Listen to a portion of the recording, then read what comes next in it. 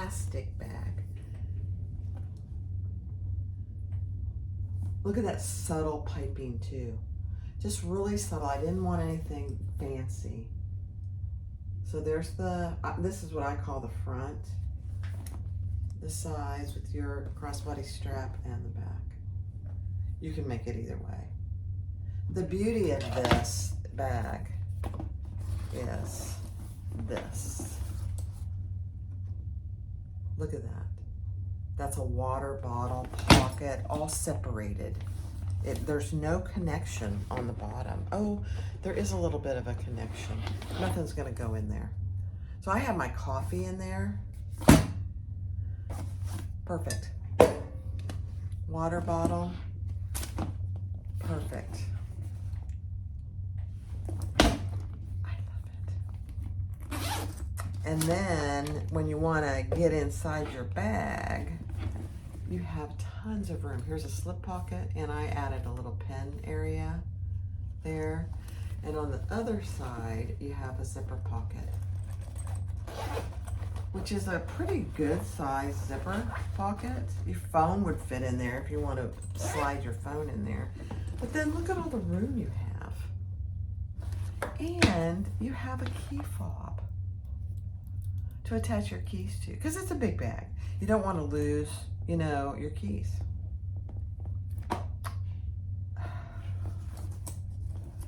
And it's zippered.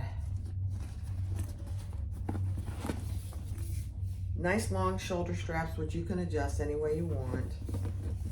And then a crossbody strap, which you can adjust any way you want. The Leah Tote by Simply Classic. Chris is an amazing designer. Now, I made this very plain Jane, and I did that on purpose because, number one, I wanted to use this fabric, and I also wanted to just make it for the first time. This is the first time I've ever made it. It took me probably 4 hours from beginning to end. And I don't know what she calls it, whether it's an intermediate. I would call it an intermediate or a very adventurous beginner. But like I've said many times, anybody can do any bag. You just need to take your time and go slow. The piping turned out beautifully. I have a piping foot for my fabricator. Most of the rest of the bag I did on Thor. And look at the top stitching on Thor.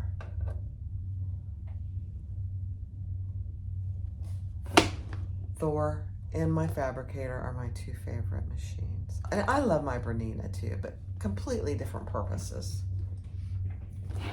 So the Leah Tote, guys, go get the pattern. I'll link it in the description. This is basket weave fabric from My Punk Broderie. And actually the kind of the purple piping is also from My Punk Broderie. The lining is from Lauren Mormino at mormino.com.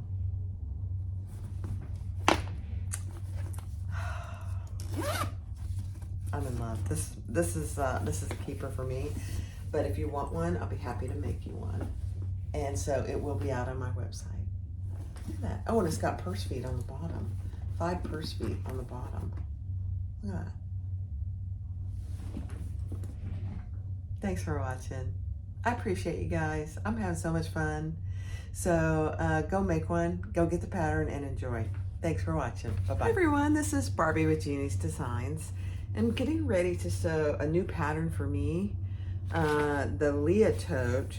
And this is a pattern by Simply Classic. And Chris has given me permission to do her patterns. Very gracious lady. They also have fantastic vinyl, faux leather vinyl. But this is what it looks like. It looks just like a big tote bag, but it's not. So let's see what we got. I am doing mine out of mostly the same fabric on the outside. I have a little bit different for the piping, but for the most part, it's the same. I'm trying to use up some of my vinyl, and I had a lot of this. So this is the handle. These are 2 handles. It's kind of a basket weave, And then this is the crossbody strap. So actually one crossbody strap and 2 handles. I have some extra Decaville that I'm gonna be needing.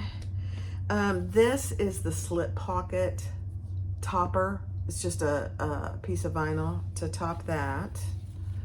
And I had a piece of double-sided tape on it. This is what I'm using for the lining. This is waterproof cotton by Lauren Mormino. I got this at So Magical, and it's just it's perfect for this, because you want a large tote bag. You want to be able to see inside of it. And so I thought, this is white with some gorgeous color, and it blends really well with the basket weave. Oh, it'll be stunning. But these are 2 pocket pieces, and this is the slip pocket. So I'm just gonna clip those together.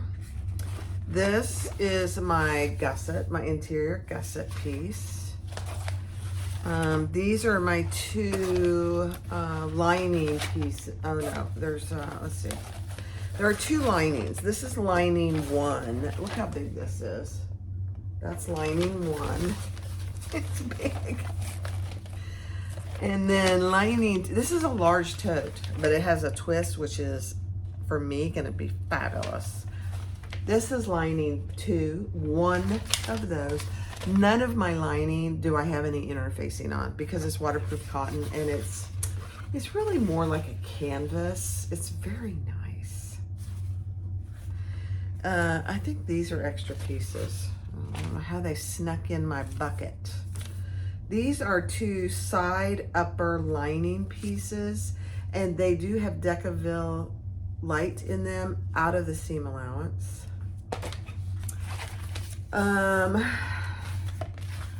These are my 2 piping pieces, and this is the contrast. It's kind of a wine, but if you look here, it goes beautifully with my lining, but it also goes really well as just a really subtle contrast for my exterior. So that's what that is. These are my 2 strap connectors, same basket weave fabric. These are my front and back upper linings. There's 2 of those, and the same, there's Decaville light out of the seam allowances in that. My inside zipper overlay, 1 of those. These are my zipper plackets, 2 lining pieces and 2 basket weave. There are front and back connectors, strap connectors. There are 4 of those, and they have a pretty unique shape, but there are 4 of those. All of them are out of my basket weave. This is a key fob, so there's an inside key fob, I believe. I haven't gotten that far yet, but I think there's an inside key fob, so that's what that is. And then my side and my bottom are all out of the basket weave, and they all have Decaville light.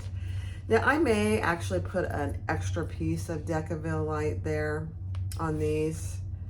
I think she uses Decaville heavy, but I already had this cut, and I thought, let me try it. This vinyl is pretty thick, so we'll see. And then the front and back pieces are also out of the basket weave, and they have Decaville out of the seam allowances. And then there is I did use a piece of Decaville heavy for my divider stabilizer. I haven't figured out how we're going to attach that, but that's what that is. And then I have this really long piece, and I don't remember what it's for. It's really bad. So we'll just keep, these are extra pieces, I believe. There aren't that many pieces, honestly, for the size of tote bag this is, but I cut this out in several sessions because I got interrupted by who knows what. I'm easily distracted. So we'll just leave that. We'll leave that right there because I'm sure we'll use that for something. So let's get started. The Leah Tote by Simply Classic. It's going to be stunning. And Thor, oh, I'm using a size 18 needle. And I'm using some chocolate brown. I think it's Tech 70 thread. It's Saya Swag's Tech 70. I did go ahead and wind 2 bobbins. It's going to take every bit of 2 bobbins would be my guess. So, oh, I need to go grab my hardware and then we'll go over that real quick. All right, so for my zipper tape, I'm going to use this tan. It's really pretty. I know you don't think tan is really pretty sometimes, but antique gold. I need antique gold rivets. I need antique gold zipper ends. And then I need 1 wide mouth slide adjuster because I am using the vinyl. 2 swivel clasps, so 2 of those. I'm gonna do 4 purse feet, the larger purse feet. 2 D-rings, 1-inch D-rings. And then she has an option for this, and because I've not made this bag yet, I don't know what I'm gonna prefer. Either 4 square rings or 4 O-rings. I'm not sure these are gonna be, I looked at that and I thought that's deformed. Here it is over here. So these O-rings, I'm not sure they're gonna be big enough and I don't remember what they're for. So I just got them both out and we'll see what we use. But that is all the hardware. Oh, and then, no, I lied. 1 little baby swivel clasp for the key fob. Look how tiny and cute that is. It's so cute. All right, and that's it. All right, let's get started. All right, so I'm gonna start by doing my handles and my crossbody. I like to get those out of the way so that when I'm ready to install them, we'll be ready to go.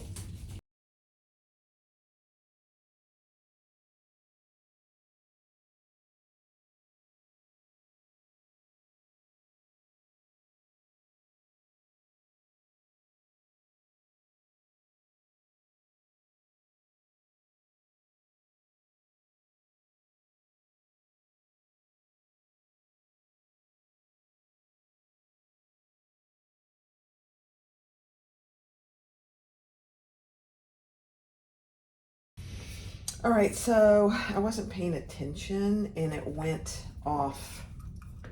I wasn't catching the back. Not a big deal. We will just do a little redo.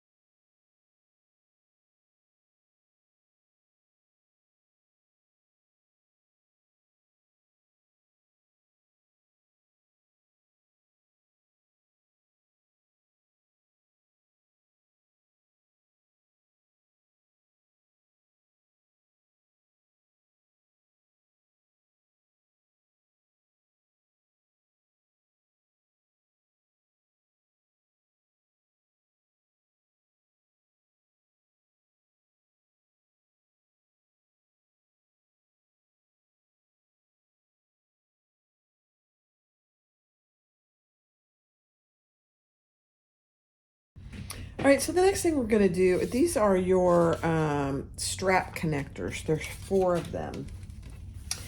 And I did, and she suggests this. She doesn't do it, but she says you can if you want to. Put a piece of Decaville Light down the middle. I think it'll just help give it a little more stability, and then draw a line down the middle, and we're gonna fold that in on both sides. The other thing that Decaville Light gives you is a nice crisp edge, which is actually kind of nice. So you'll do that on all 4.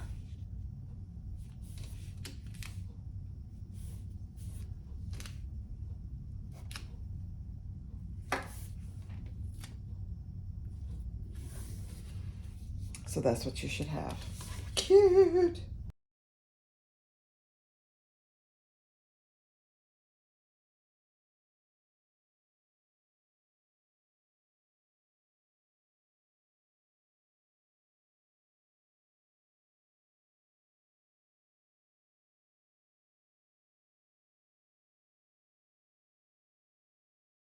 All right, so here are mine. I would suggest using a either a 7/8 or a 3/4 inch piece of Decaville.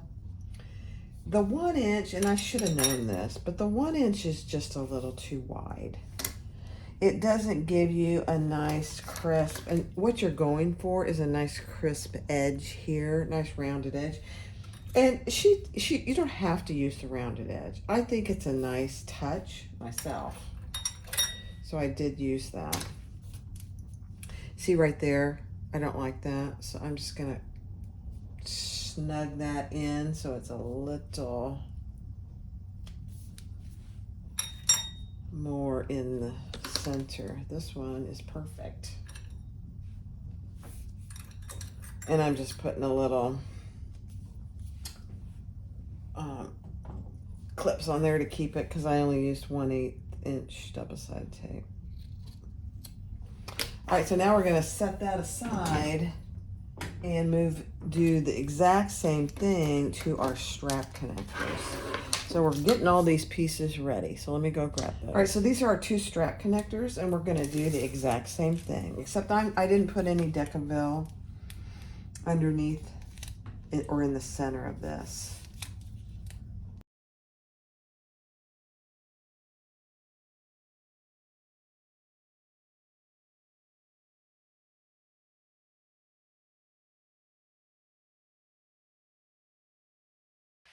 All right, so now we're going to do our side connectors. So we folded those over, and we put a piece of double-sided tape down the middle. She tells you the measurement on each end. Let's see if I can show you, to mark down. And then get your side panels. Oops, I got to put my D-rings on. So take your D-rings.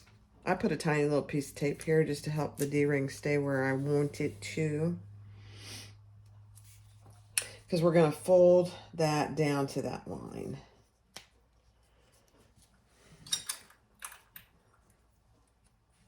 Just like that. So do that on both your side connectors. I love how she does this. It's a nice accent. I will be doing another one of these, and I'll use some other, contrasting fabrics. But until you really do one, you don't really know what you want for contrasting and where it's going to go. And I mean, she does a good job telling you, but I just, I don't know. All right, now do some centers in your side connectors, and we're going to center these on, and then we're going to top stitch them. So you could actually draw a line down the center of this. I'm just going to eyeball it. You can always move it. I think that's pretty even. That would be scary. Yeah. Oh my. That's perfect. Let's do the same thing on this one.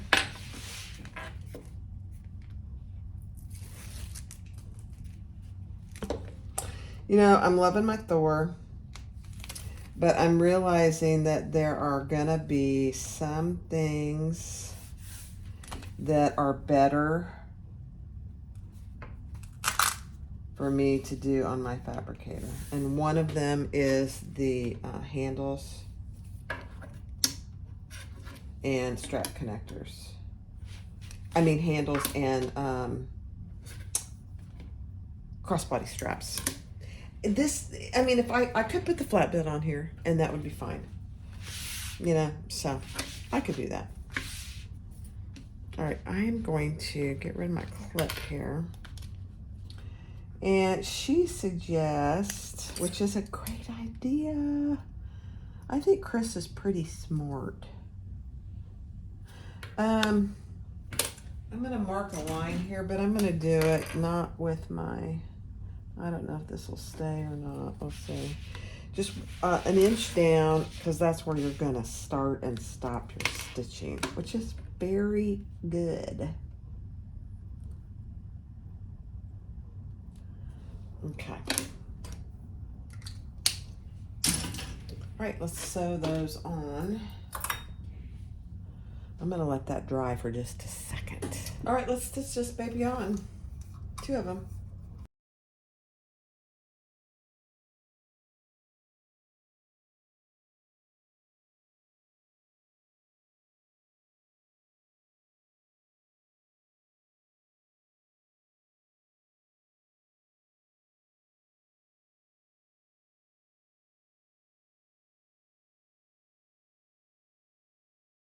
So we finished both our side connectors to our sides.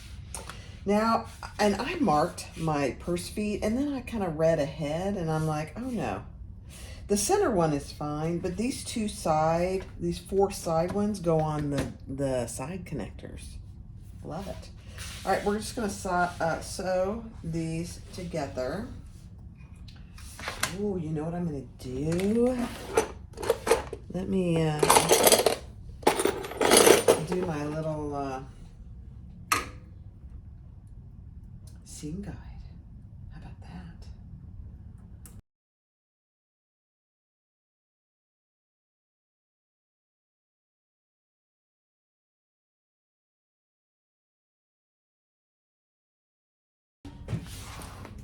Look how that is fantastic. I could use my other seam guide. I don't know why I would. All right, now we're gonna fold that over with the seam going towards the bottom and top stitch, so I can't really have that there. And we're gonna top stitch at 1/8 of an inch.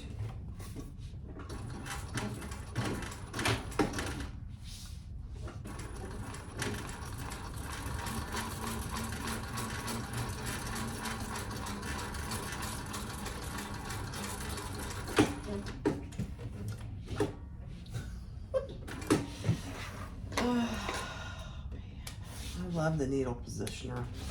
I'm just here to tell you. Okay. All right. Now we're going to put the other side on.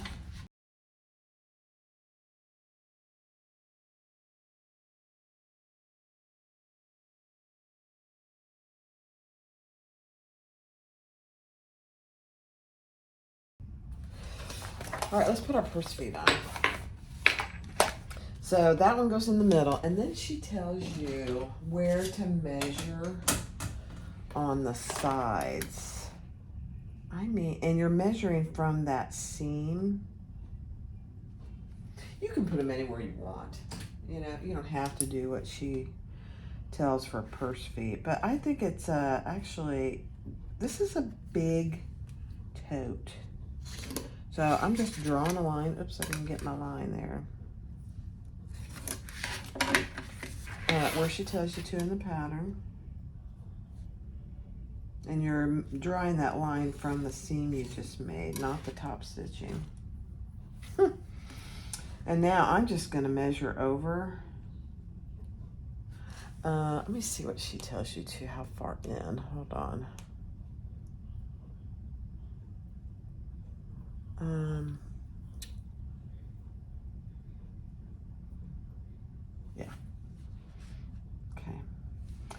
So then you're just going up, and I've got my other markings there, so I'm putting mine a little further in perhaps than she does, and that's okay.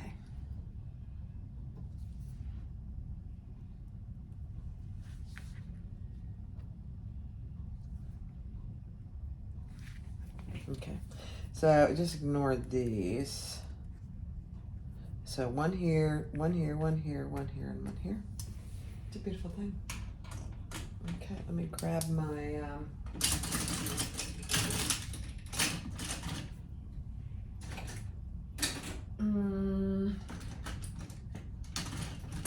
I guess I'll just start with this. This is kind of like a nice big awl. I'm gonna have to get my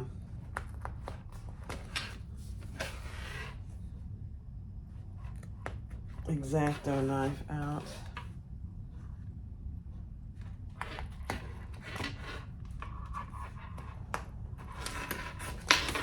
Because that is not gonna do it. And it's over across the way. All right, so I got my purse feet in, and they look really good. You want to twist them to make sure you're getting it nice and flat. And if you twist them, that helps. I did put a little piece of Decaville Heavy on top of my feet.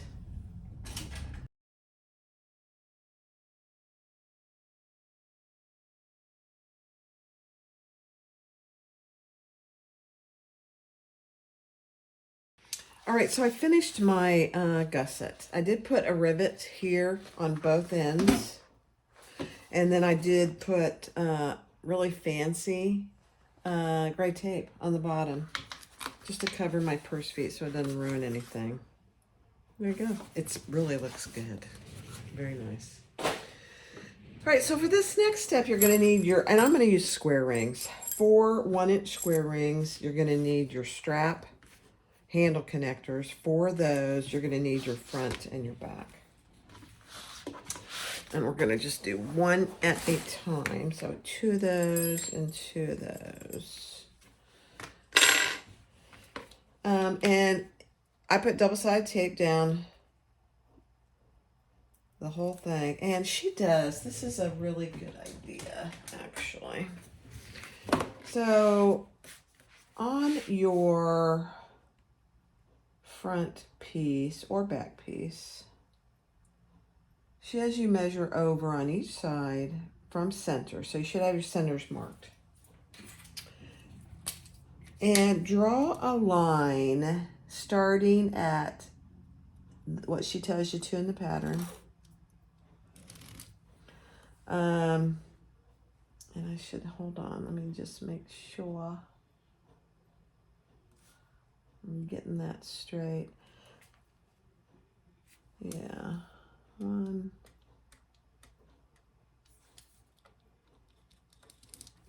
Because that's going to help us really get a good center mark for these straps. So do the same thing on the other side of your center.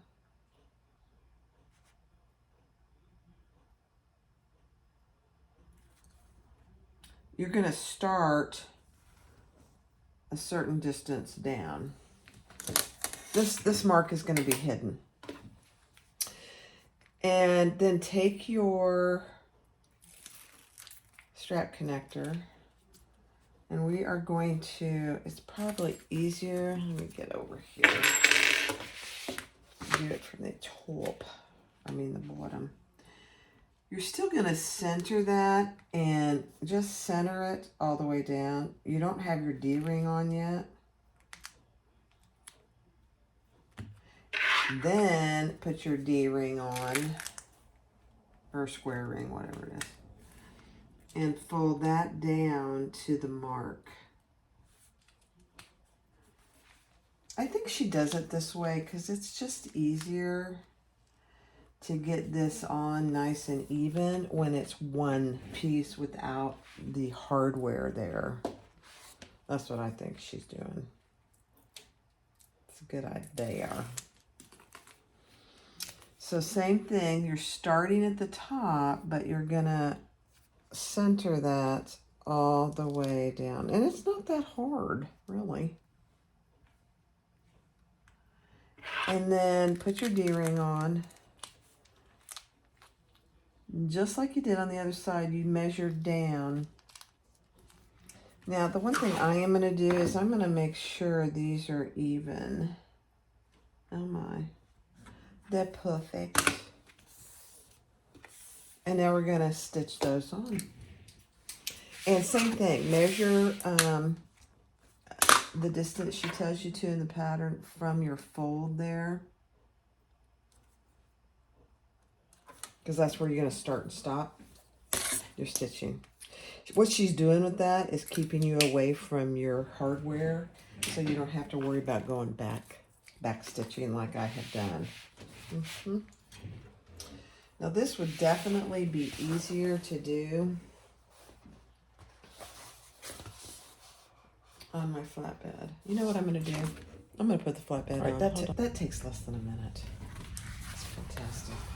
So this is going to be so much easier. Now, it is harder to grab your threads, I think, myself. So now we're just going to do 1/8 of an inch. I'm going to start right down here. I'm going to pull these threads to the back as well.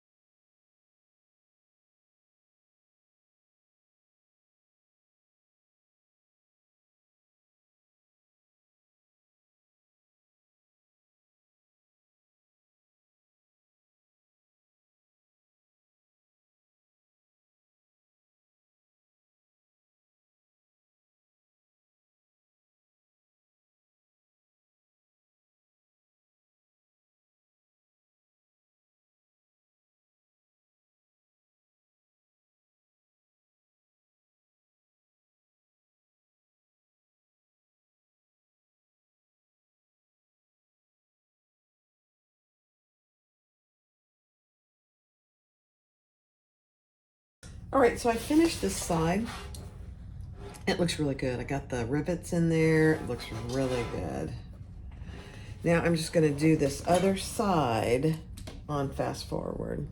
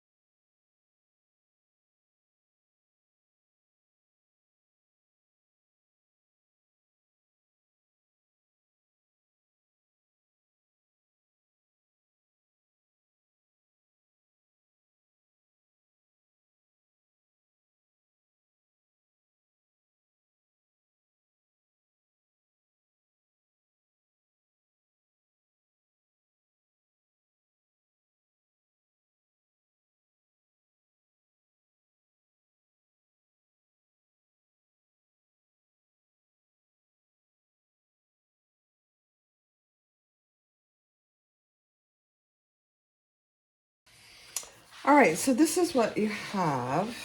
Turned out really good. So let's set those aside for just a minute and let's work on our piping.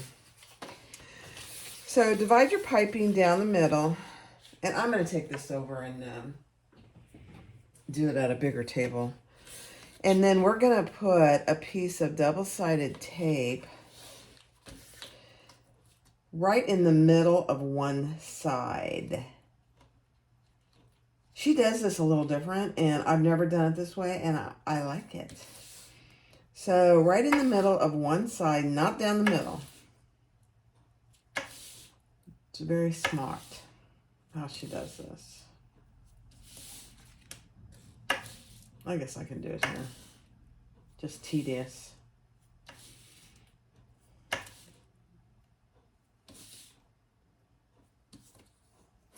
Okay.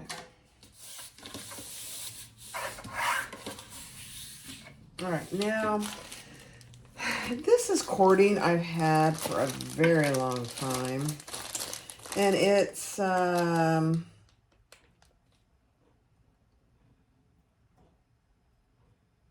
that's not, it's 1/4 inch welting cord is what it is. Yeah, there was another piece of something in there.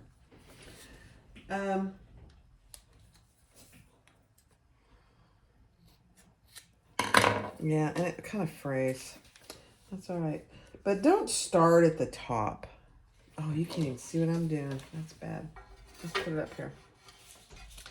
Start about an inch down from where you are. Hold on a second.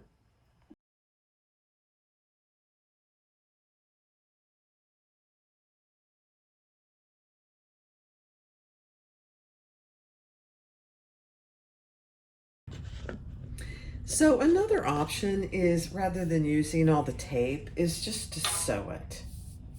Sew it closed if you feel like that would help you. So the other thing she says, which is great, honestly. So where your piping ends, just cut a little triangle out of there. Or you can just snip it several places, just like that. And then you're gonna fold that over. This is a very smart way to do it. I'm trying to find my clip. And just clip that. So I cut a little triangle out and I'm just clipping that and pulling it at a 90-degree angle, as best you can. Just like that. And then clip that in place. The other one we can't do because we don't know where we're going to end up. So just like that. Okay. Then grab one of your sides.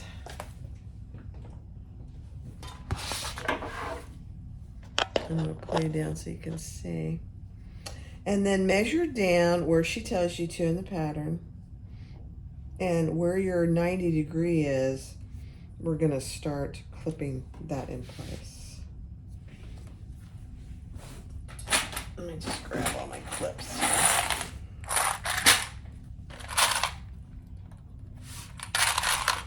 Now, when I get ready, I'm going to do this on Thor, but when I get ready to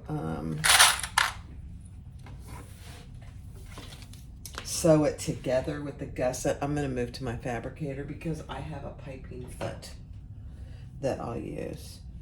Now when you get into the corner, just barely snip, like 1/8 to less than 1/4 of an inch on your piping, so that as you turn that corner, you get a good connection with the corner. Let me see if you can see. There we go. Piping is one of those skills. It's kind of like binding. It takes practice.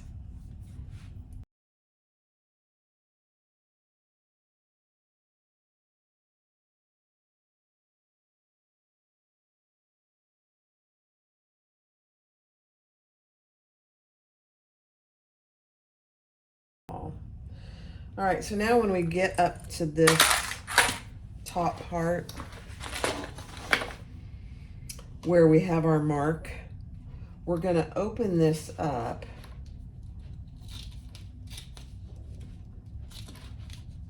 And I obviously made my piping too long. We're going to open this up and clip off our piping at that mark. Let me just get there so I can see. And then we will close it back up. And then at that mark, we're going to cut that little triangle out. Or you can just clip it. It doesn't have to be a little triangle. Whatever works for you. And we're gonna fold that and clip at a 90-degree angle, just like we did over there at that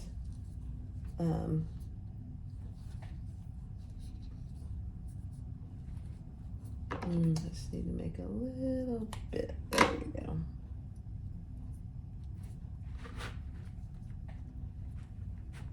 Let me put another clip here.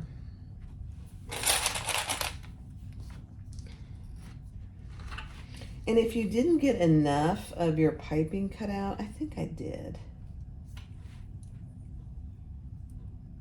You just want to make sure that it's even with the other side, and this side isn't even clipped. There we go. Okay. And then you can cut off a little bit of that excess. And now we are going to, and I'm going to start where I can get as close to the piping as possible. This round doesn't really have to be that close. Actually, I'm going to go this side. Nope, this side. Yeah.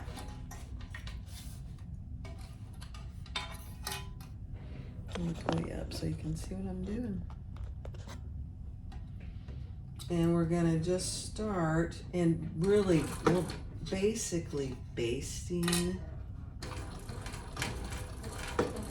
the piping in place this round. And like I said, when I go to do the actual gusset, I'm gonna use my Cell-Rite because I have a piping set.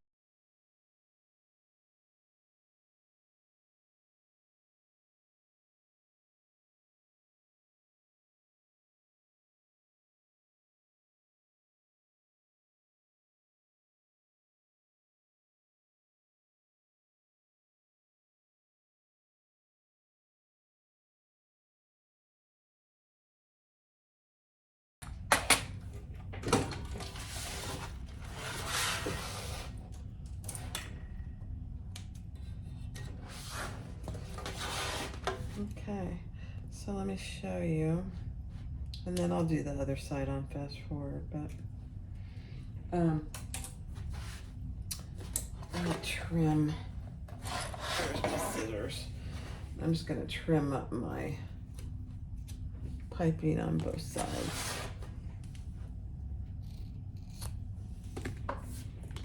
Okay, so that's what you have. Don't worry about this because when we turn it out and get it nice and close, it's gonna curve itself out. I know people worry about that all the time, but it really does make a difference when you get it turned.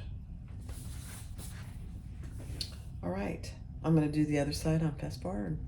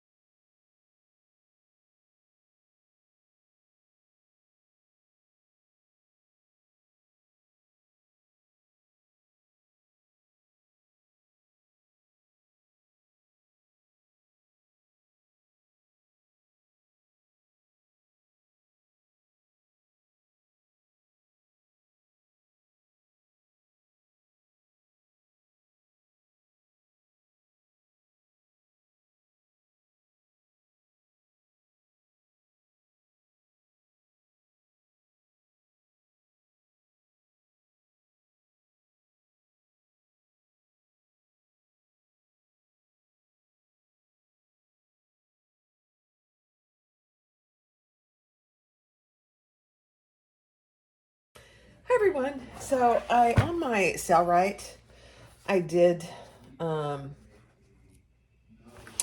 sorry, I did that on the door, but I did put one side of my gusset on. And I have, because on my Cell-Rite, I have a piping foot, it really comes out beautifully. And it gets it nice and snug. So I thought, I'll do it, see how it does, and then I'll do it with you. So, you know, my goal was this week to only use the Thor. But what I'm finding, to be quite honest, is that there are purposes for both. I don't have any extra feet for my Thor, and I don't really intend on buying any, because I bought it for the cylinder arm feature for the top of bags, which I'll use for this. But I just I found it so easy to do the piping, and it always has been with my piping foot on my Cellrite. So again, there are obviously uses for both, and I'm hearing from actually a lot of people that have both and use them both every day. So I'll do more of this bag on my Thor, but I want to do this piping on here because it does make a big difference. I don't even know if they have like a piping foot for the Thor, honestly. I'm guessing they do, but I don't know that for sure. If anybody out there knows, that would be good to know. Oh, I'm not buying anything else. I'm not buying anything else right now. I've spent my wad, and I'm very lucky. So the other thing I did on the other side is I clipped my corner all the way around, just barely a little over 1/8 of an inch. And that itself made a big difference. So I'll do this one and you can see it. So let me finish clipping it. You don't need to see that. That's just clipping, and we'll go from there. All right, let's do this on the old fabricator, and you can see I have my piping foot. It's a beautiful thing. Try not to hit the camera stand.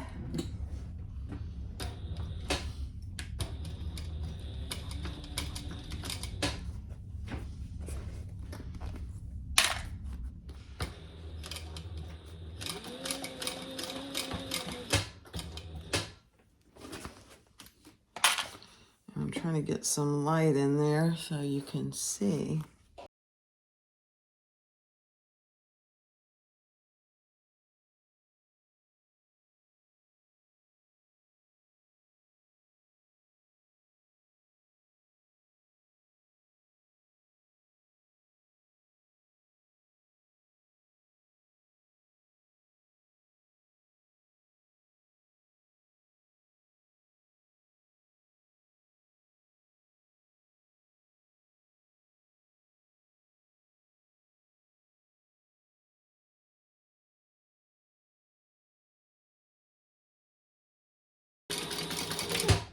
Okay. Let's see how we did. There's this one corner down here I'm not sure about. Let me see. Let's just turn it right side out. I am not trimming my seams either, except I'm going to trim my piping off, my excess piping.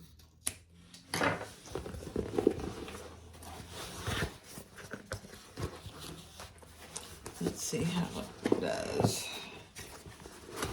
Let me turn you up just a little so you can see. Hi guys.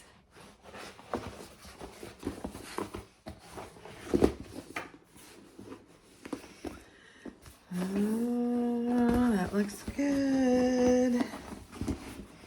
Just a really subtle contrast to the brown.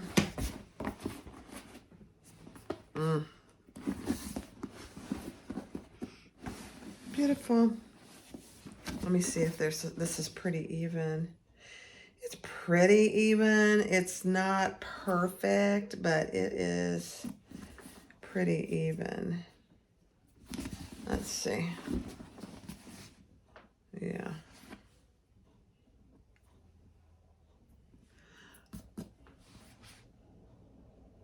One side is a little, it's just a little tiny bit off.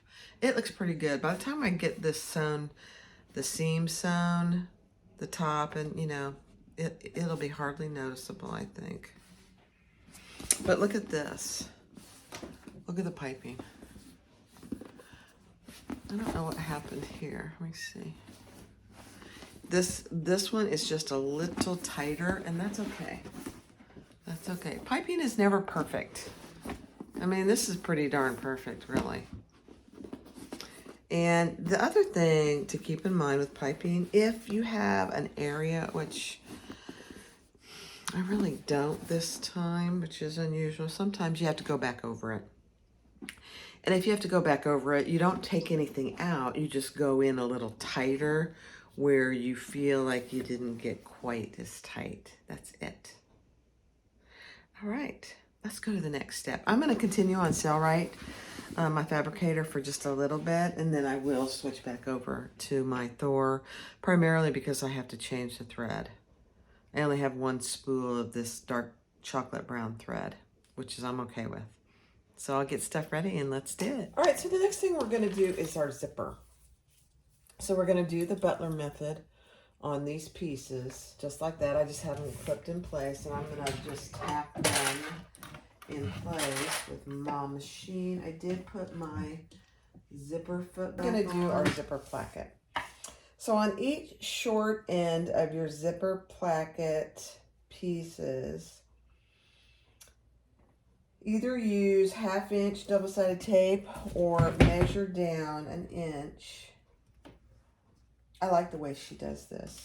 And fold on your outside pieces, fold them both down to that inch mark. And then we'll do our Butler method on our zipper. Sorry, I got distracted, didn't I? It's okay. And you're going to repeat the same thing. I'm only using 1/8 inch double-sided tape. I find it's much better for my machine.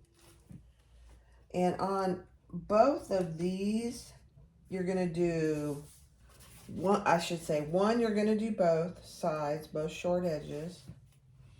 And the other, you're only going to do one short edge. Actually, I take that back. On both of these, you're only going to do one short edge. Yeah. Because the nice thing about doing it that way is when you get it on, you can fold that to match your outside piece. I like it. All right, now we're going to put another piece of double-sided tape on the outside of both of our pieces on one side. This is not tearaway tape. I forgot that. And I'm like, why is that not tearing? Because it's not going to. So on one of our outside pieces, we'll do the same thing.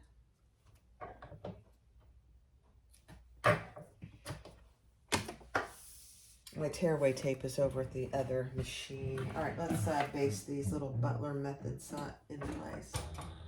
Look at me, I'm holding my threads here. You'd be so proud of me.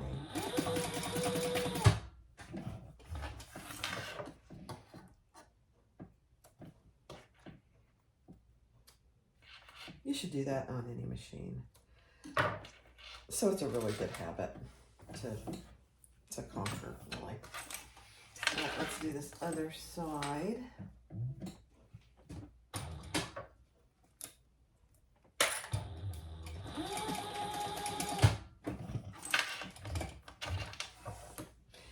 And you don't have to machine sew this if you feel more comfortable.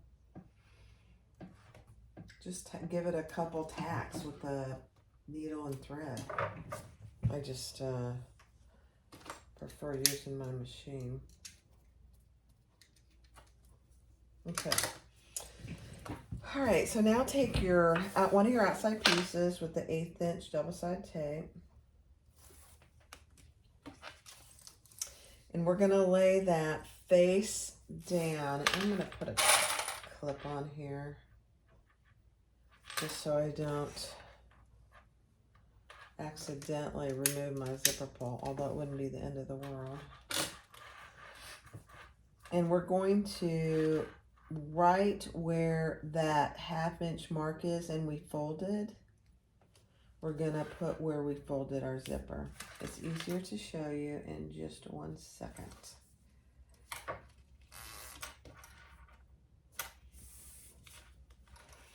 So right where that 1/2 inch fold starts is where we put the little edge. I didn't cut them yet because I wanted that reference. Now take your other piece that you have your double-sided tape on. Isn't this gorgeous fabric? It just has such a nice feel. And you're gonna lay that right on top. Sandwich your zipper in between. And now down here where you have that leftover piece of double-sided tape on the short end, peel that off, and you want to match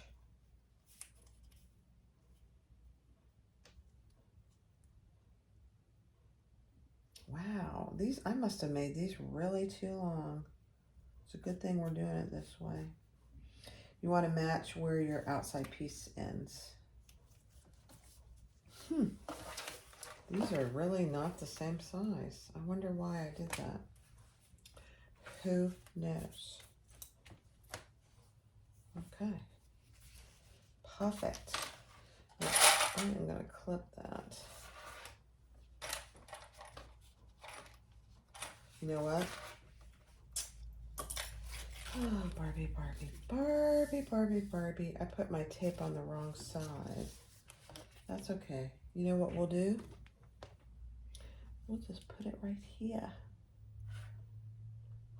So I don't have to worry about putting in, I'm going to use that other piece right there anyway. No harm done. All right, now let's take that off.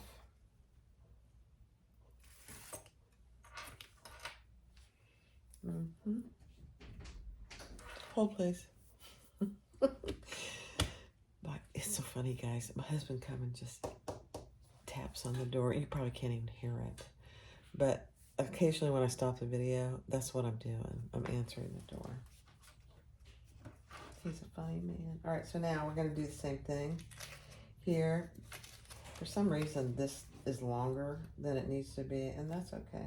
Just match that outside piece. That's okay. My lining got longer for some reason. It's all right. I don't know why. Okay, now we're going to do the same thing, although I'm just going to sew this at 1/4 inch allowance, so I don't have to worry about it moving on me.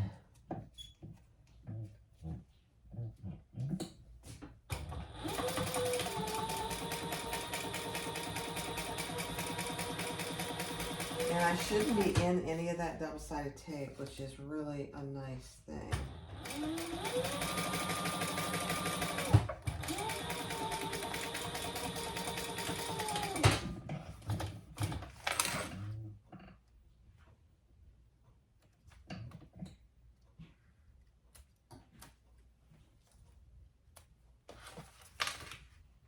Okay.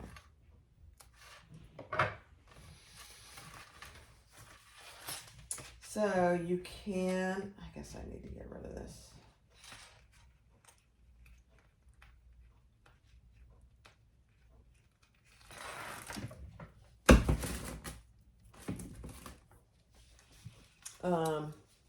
Push these wrong sides together,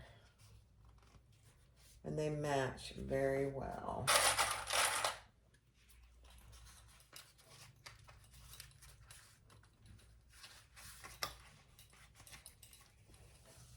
There is quite a bit of bulk here, so if you're working on a domestic machine, just keep that part in mind. There are many ways to do this kind of placket, so You may want to find a way that doesn't leave so much bulk for you if you're using a domestic. This is fine for my machine.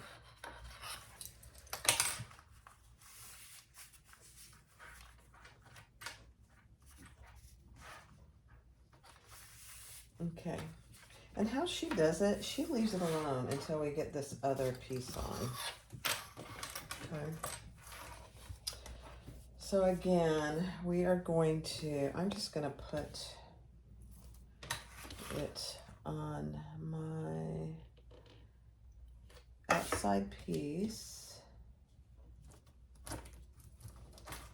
Oh, it doesn't want to tear. I'm trying to use that up because I won't be buying that kind again. And that's Cellrite. It's very sticky, but it does not tear. So I don't like it. I don't want to fight with tape. All right, so again, I'm gonna lay that flat. And if it helps you, zip up your zipper. And we're gonna lay that, so now we have this end. We want it to match. And I'll show you what I mean in a second. So you want your outside pieces to match. And I need to go down just a little.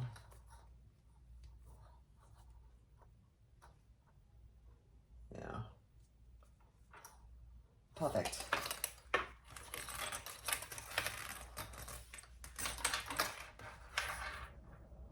That's the one beauty about double-sided tape. You can move it if you need to. So let's just zip that up and see how we did.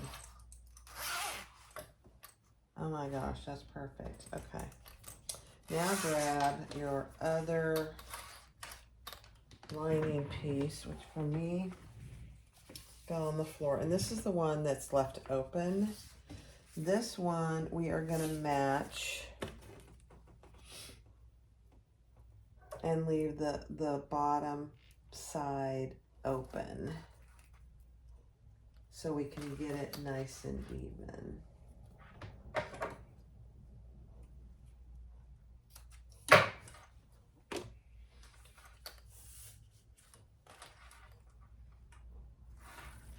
Okay. So match this side, your exterior and your zipper. And then when you get down here, you want to match this to the exterior with that little piece of double-sided tape you had. Perfect. It's perfect. Okay, now we're going to do our 1/8" seam allowance. I mean 1/4 inch. What am I saying?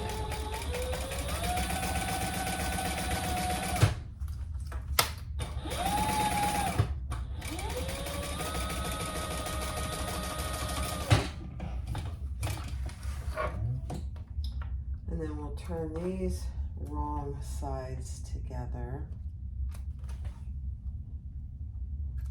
And you can cut off your excess zipper tape now on both sides.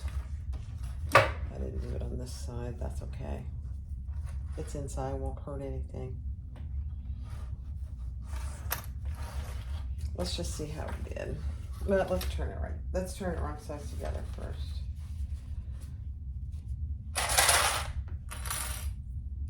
We have a very stormy, rainy day today here in Florida. A lot of rain. It's okay, we needed it actually. But it is humid. Wow. I walked out this morning and my glasses fogged up. It was so humid. I mean, it was funny.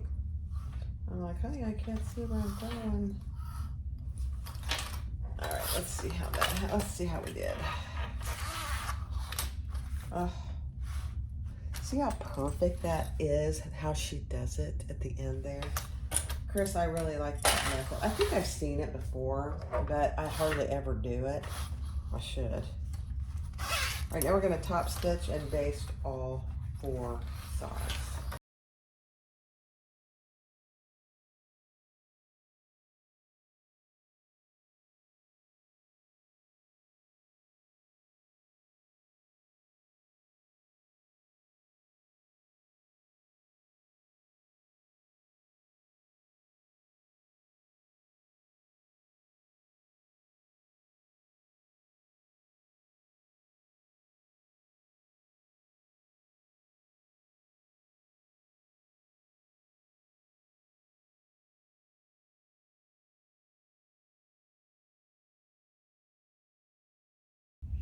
All right, so here's our zipper placket. It turned out really good. I like the way she does it, honestly.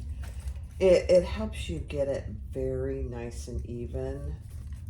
All right, so let's set that aside. Now take your inside lining gusset piece, and you have these 2 small pieces that we put interfacing in. You're gonna take the shorter edge. You can see how it kind of is angled, and we're going to sew both of those on right sides together at the seam allowance in the pattern. Ooh.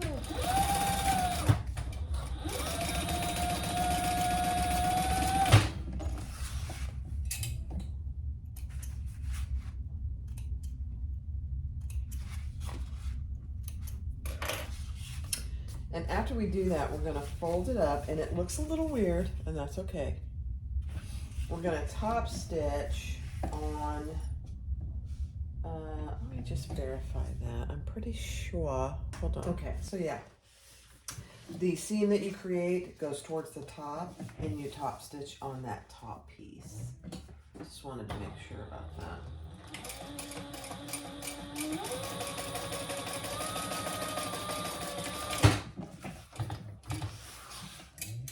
I love my cell right. I'm so used to it. I'm getting there with my Thor, and I'm going to go back to him here in a minute. It's just such a pain to have to, without double thread, and I don't want to buy more thread, so I'm just going to do a little bit on here, and then we will go back to Thor.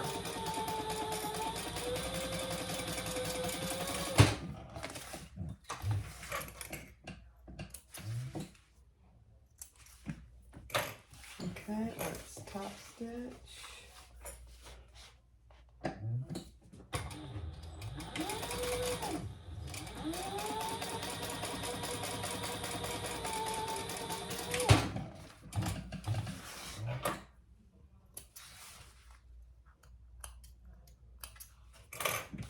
All right, so those 2 pieces are done. Man, I know, it just looks so good. All right, next step. All right, she does her top seams a little different, so I'm gonna do it just like she does. On the top, mark a 1/2 inch down. I just use the 1/2 inch seam, double side tape. And then we're gonna take that tape off, and we're gonna fold that tape down a 1/2 inch. You can use your stabilizer as a guide, but I just went ahead and drew up a 1/2 inch, and then I put my double side tape there.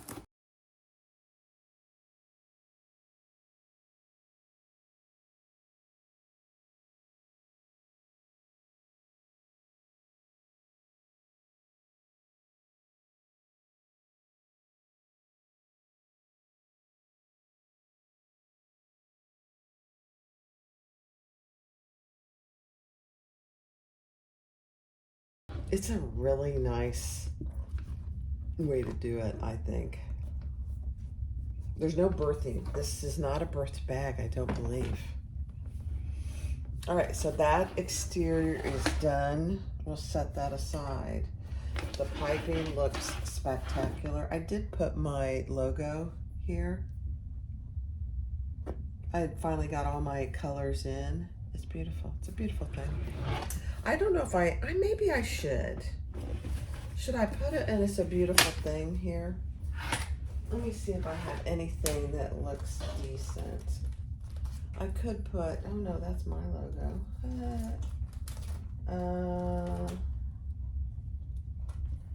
I could put one of these on there. Should I put one of those on there? It's a beautiful thing. I think I will. Let me do that. You don't need to see me stitch that on. I'll just stitch that on there right there and try not to get it upside down. That would be good. All right, I'll do that and I'll be right back. All right, so I got my It's a Beautiful Thing on there. It's a beautiful thing. All right, now we're going to do our slip pocket. We're going to start the lining. The outside is done. So this is our slip pocket. You're going to put it right sides together and we're going to stitch across the top.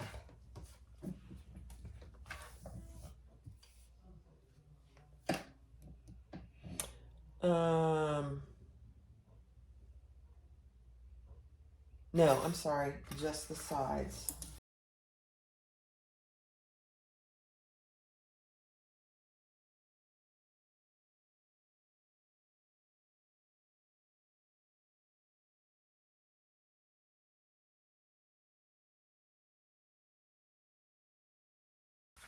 All right, so I ironed it and I top stitched that close. Now we are gonna put a little vinyl header on that. So I just put double-sided tape on one side. You can do it on both if you prefer. I divided it down the middle.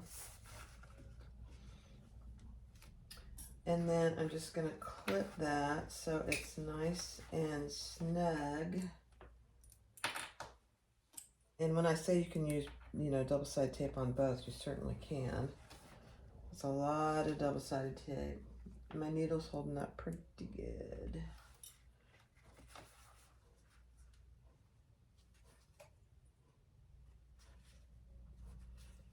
And then we're gonna top stitch that.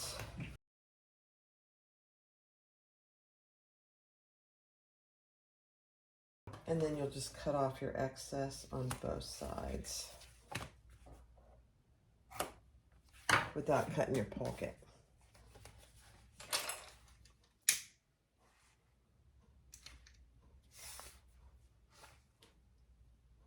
Okay.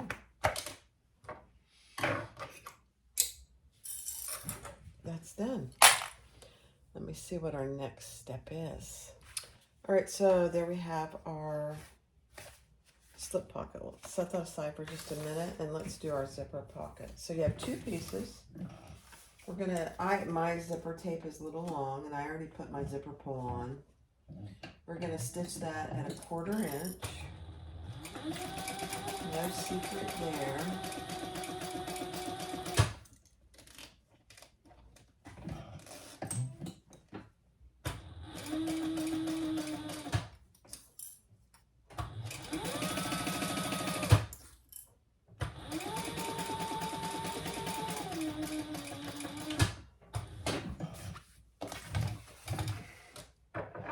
And then she has, you do what I love to do, is instead of using double-sided tape or ironing it, you're going to turn that and top stitch it down, which is just a beautiful thing. I might iron mine in addition, but I just think it looks good if you top stitch it down. And I would do it from this side because you do not want it showing when you put it in.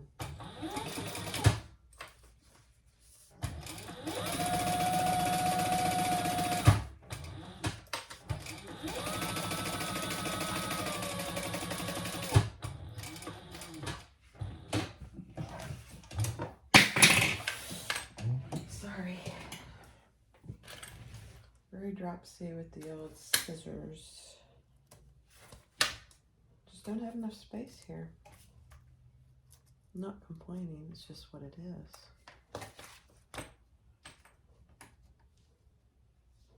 I'm very blessed. I'm not gonna complain one iota.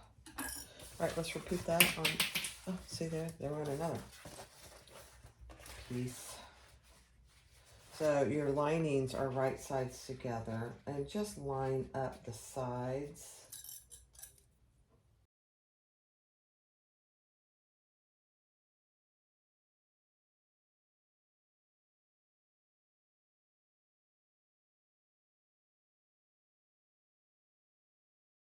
Beautiful.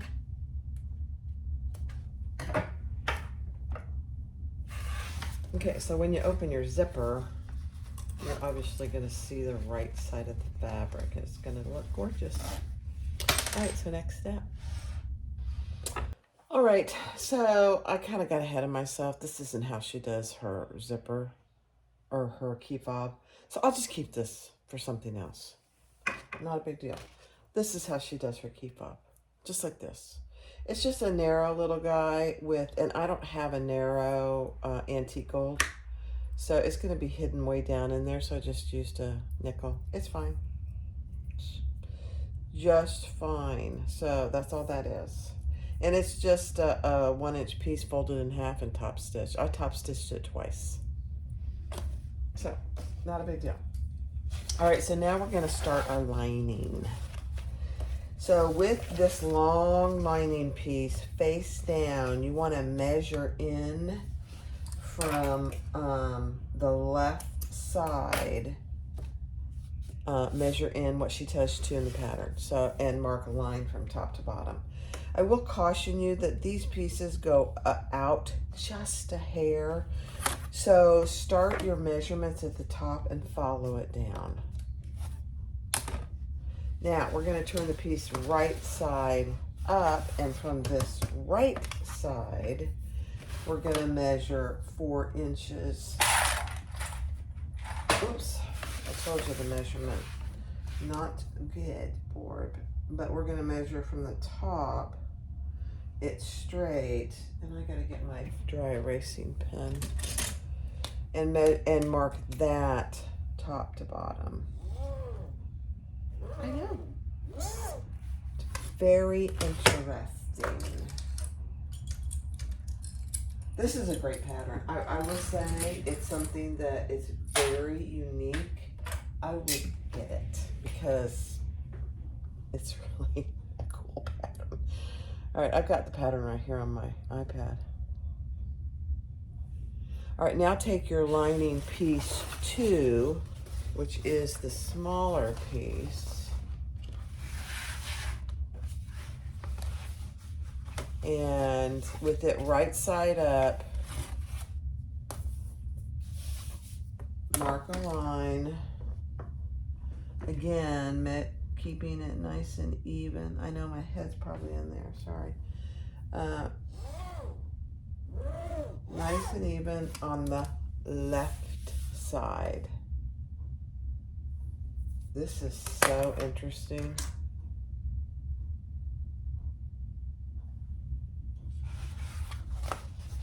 Okay, so leave this right side up. Now you're going to take this longer piece, which this is lining piece 1. I have my pattern pieces over here, but I'm pretty sure that's the case. On top of it, so right sides are together, and you want to match this line that we just marked on lining piece 2 with this larger line. Match these, and I have to do this right away or I'm gonna lose my markings. So on the bottom and the top. Okay, let me make sure I got that. Yeah. Okay. Beautiful. Now we are going to mark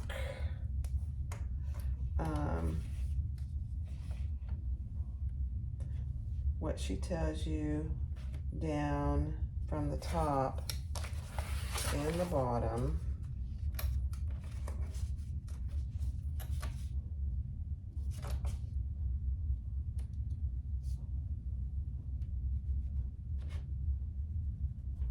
And we are going to sew this line between those two marks. Very unique. I don't know why I keep falling off the edge there. It's way over there. Okay. So let's sew right between those two lines, starting and stopping.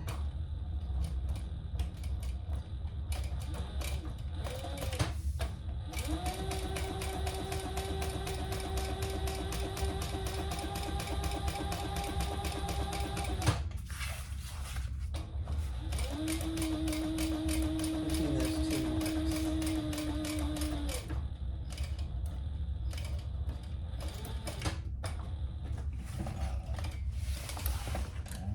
Very interesting.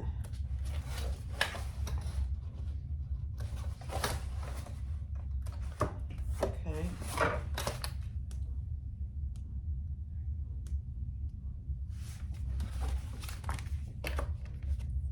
Okay. I gotta get some stuff out of the way, guys. So hold on. All right, so that's our stitch line. Now you're gonna turn them with their wrong sides together. This is lining piece 1, and this is lining piece 2. I know it's really hard to see because it's so big. Lining piece 1 over here, and lining piece 2 over here. And then this line that you made earlier, you want to measure down what she tells you to in the pattern and cut lining piece 1 only down to that mark. But you're cutting through both pieces. I know. Very interesting. Very interesting. All right. So now we want to, it's easier for me to work from this side. This is the top. We want to open this up, and we're going to put a piece of tape across here. Very unique pattern, how she creates this. So just at the top here, all the way across to your other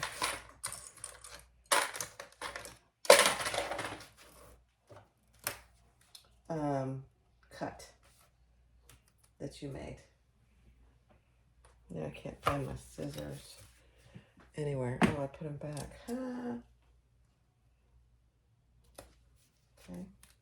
Okay. On the top and the bottom. So double-sided tape between those two cut lines. I'm losing track of one line. Oh, here they are. My cut lines are.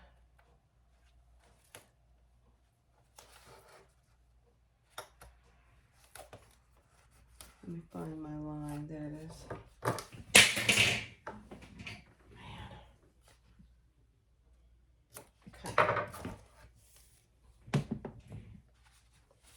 Very interesting. Now, we can take this clip off now. We're going to fold this down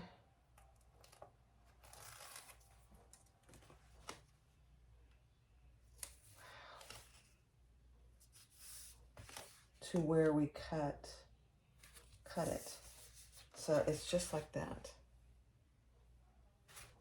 Very, I hope that sticks. I'm assuming this is pretty sticky Cell-Rite tape, so I'm hoping that it'll stick. We'll see.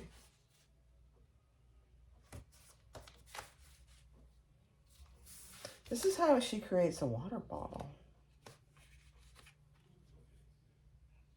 A water bottle holder. All right.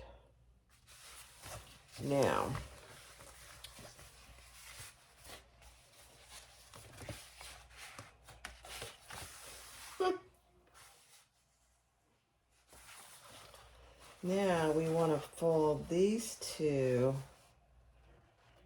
together just like this and clip on the top and the bottom. And then you'll see what we should have.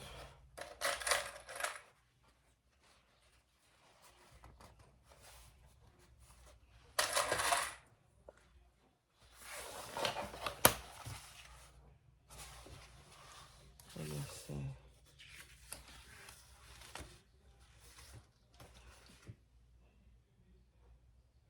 Back to the right. Okay. So that's what you should have. I know, it feels weird, doesn't it? Oh, here. Yeah. So there's, this is what the water bottle is going to eventually be in. And we're going to stitch just across the bottom, not the top. Wow. Okay.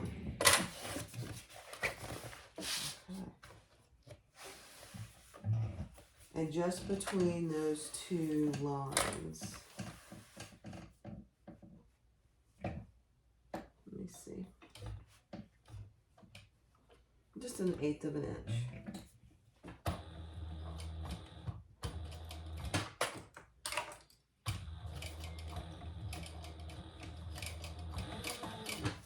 And the bottom is the one that has the curved edges.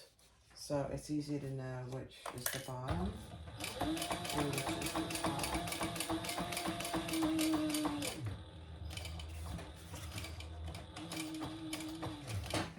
Okay. Love it. I almost wish I'd used a blue, but this goes so well with the brown basket weave that it'll be good. Okay. Love it. So now what you have, oh, I think I need to sew along this, hold on.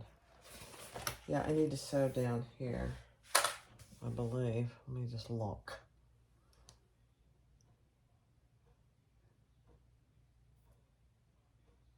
Oh, yeah. So now this mark that we have, it's hard for you guys to see it. This is the lining piece 1. You need to stitch down that line that you created earlier.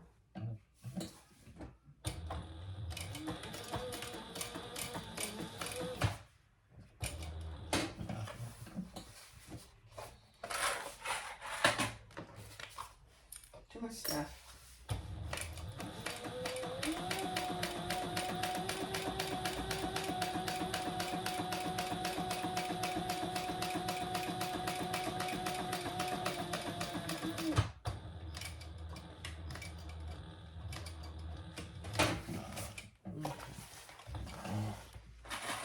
That's better. I knew I was missing a step.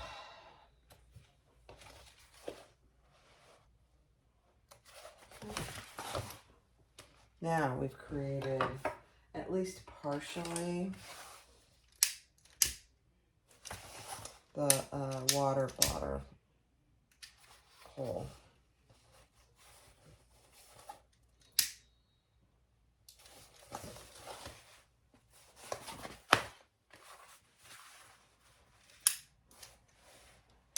Yeah, okay.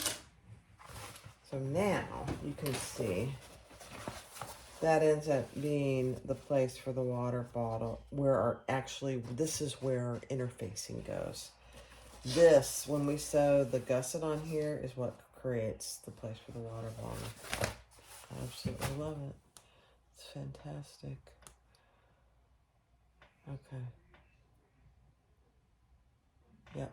Okay, next. All right, so now we're gonna just get the middle of our two sides. So this is the water ball we just created, and this will end up being the side of the bag that has our slip pocket and our zipper pocket. So you want to fold this over to that seam and just get it on top. And, you know, I'm just gonna clip it. Nice little clip on the bottom and the top. I have to say, Chris, if you're watching, this is such a great pattern. I told my husband this is going to be our new movie bag. We could fit almost anything in here to take to the movie.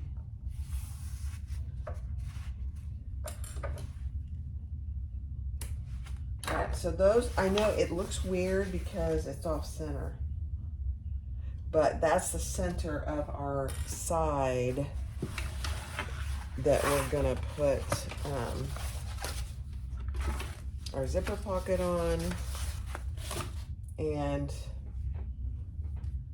our slip pocket. Cute. Very cute. Now, I think she tells you, she tells you which side is best. All right, so we're first going to be working with our overlay. So just like any other zipper overlay, put some double-sided tape on the back. And with those marks of your center, you're going to measure down. And I'm going to just get the center of my zipper overlay and just mark it. I can mark this later. And find your center. I keep losing my center mark. Oh, there it is. Okay.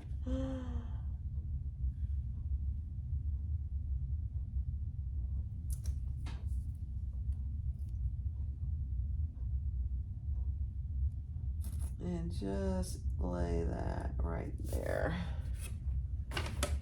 And then take the tape off the bottom, and if you put any tape on the sides, take that off as well. And then just like with any other zipper overlay, we're gonna stitch around the outside. The one thing that you wanna make sure of is that you have about the same distance on each side, and I do. Looks good.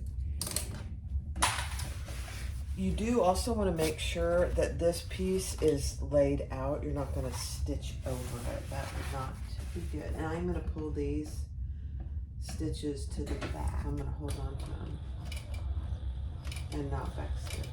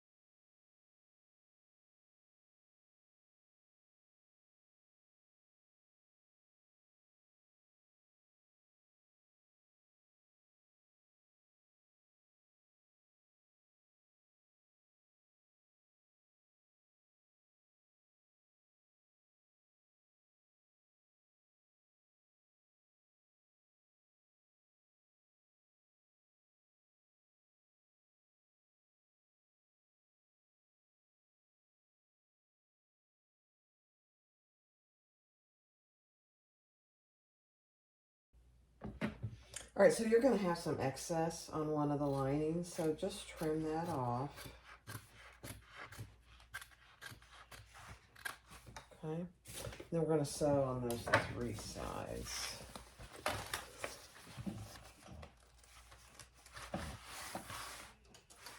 We're not leaving this open because this pattern is a drop-in lining.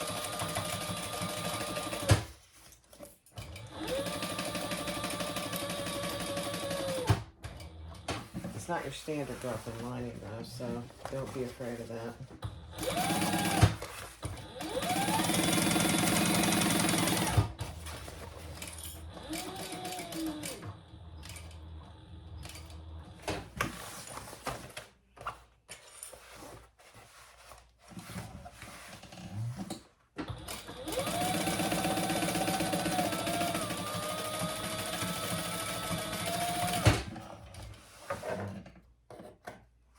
We're going to cut off our excess zipper tape and burn those.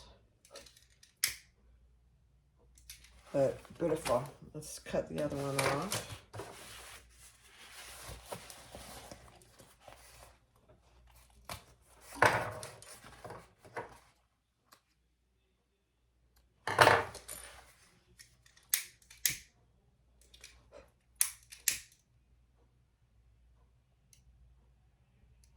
Okay. So there's your zipper pocket, all finished. And it just really looks nice. Love it. All right, the next step is going to be to do our slip pocket on the other side. All right, so let's put our slip pocket on. And she tells you just make sure you've got your centers marked.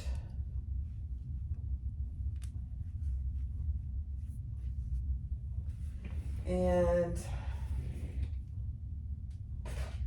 as much as I hate to do it, I'm going to use just one.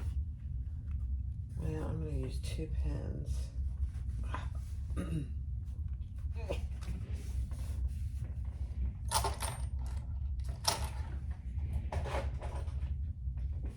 I'm not going to worry about the other one. Let me just make sure it's even.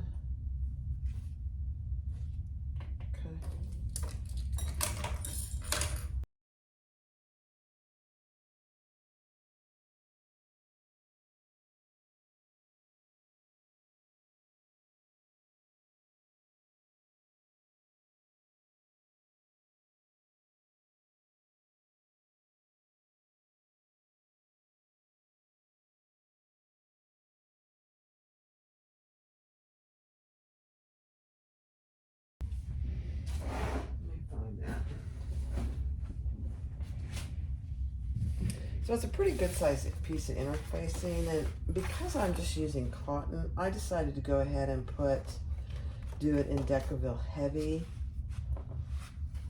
And this should just slide right on in there, and then we're going to top stitch.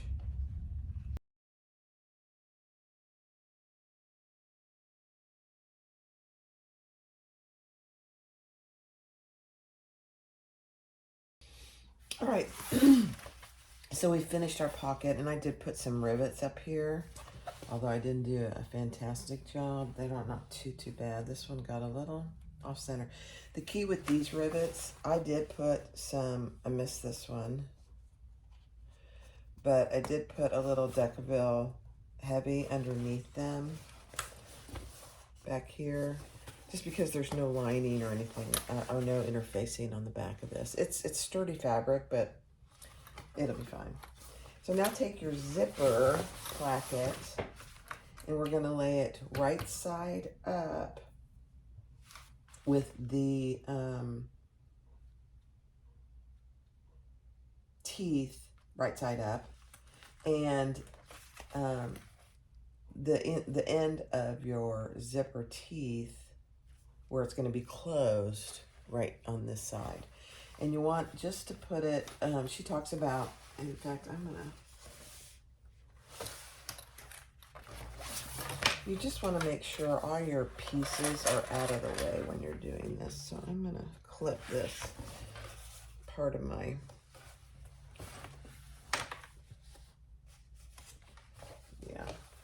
I'm going to clip my water bottle pocket pieces out of the way because you don't want to get those in your placket. So we're going to just baste this in place.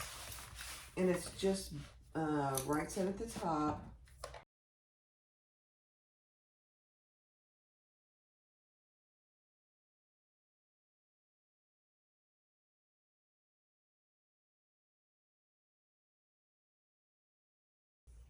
All right. So I forgot to tell you, I did also put my key fob in here. I shortened mine quite a bit. You can make it actually any length you want to, but that's where I put my key fob. All right. All right, so now take your upper linings and the pieces look like this. So the top this is going to be the top, where it's a little shorter on the top. And how you're going to do this is you're going to start attaching it on the side and go across to this piece. And then when you attach the other one, it'll be attached to this piece. I know. Very interesting. So this right here is going to be out of the way, your pocket. Okay, so let's just, it's probably easier to start on the outside edge and do your seam allowance. And just make sure that everything is be under there that you want and everything isn't that you don't want.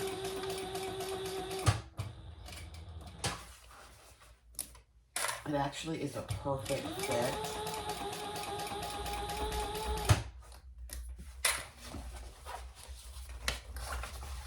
Very interesting. Actually can't wait to make another one.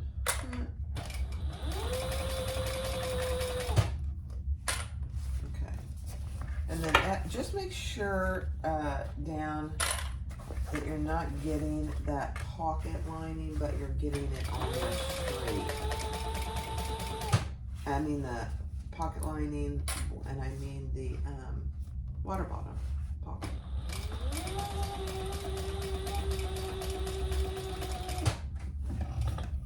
Okay, let's see how we did.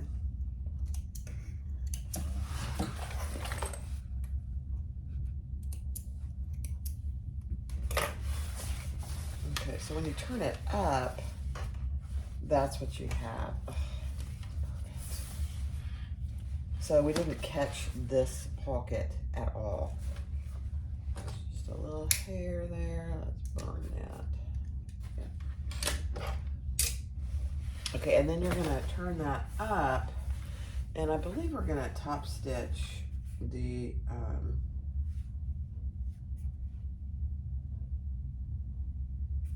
upper lining. Let me double check that. Yeah, so the seam you just created here, you're gonna just flip this up and top stitch on the upper lining piece. 1/8 of an inch.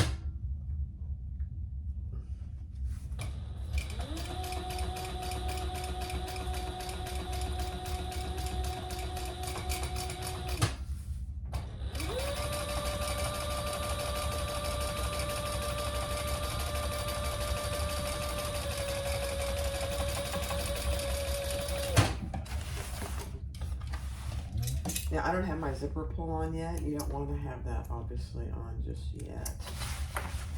Okay, now we got to do the other side.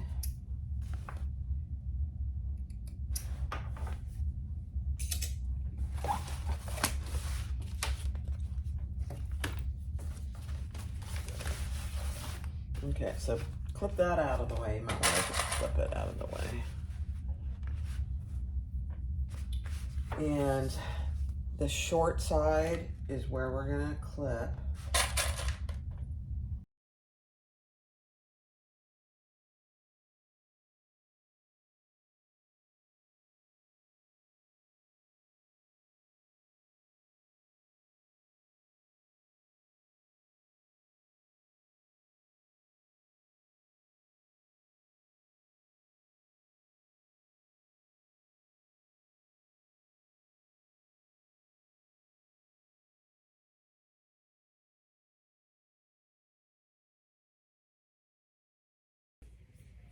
So this is what you should have.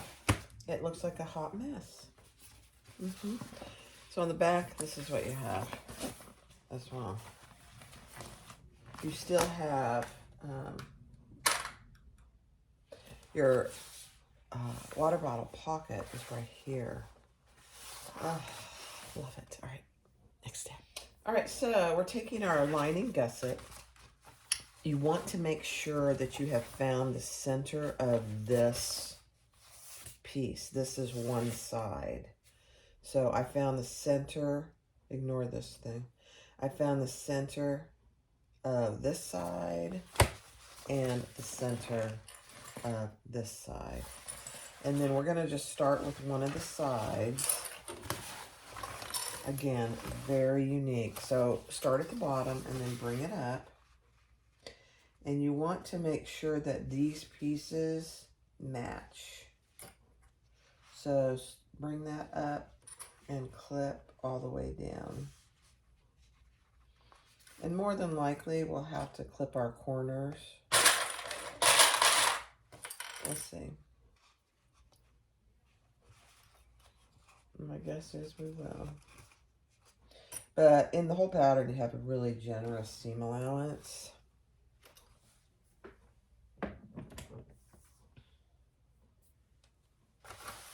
So go ahead and clip your gusset.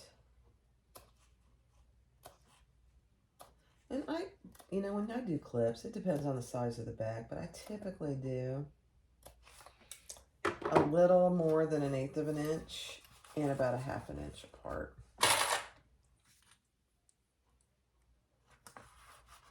But it doesn't have to be anything perfect. Nobody's ever going to see it.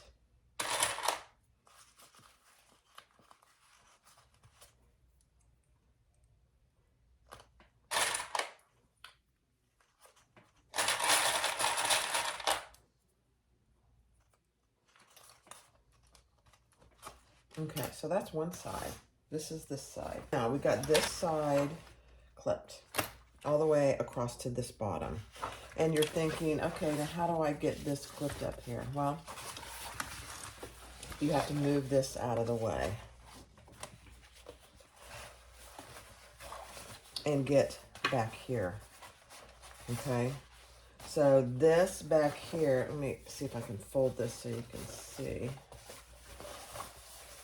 So this is one piece back here, and we're gonna attach the other side of our gusset to that piece. Take your time on this part, guys, because it's a little confusing, but it comes together beautifully.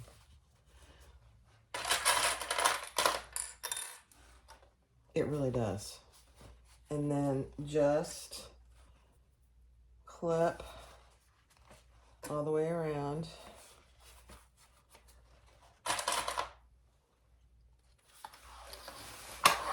And clip your corner of your gusset.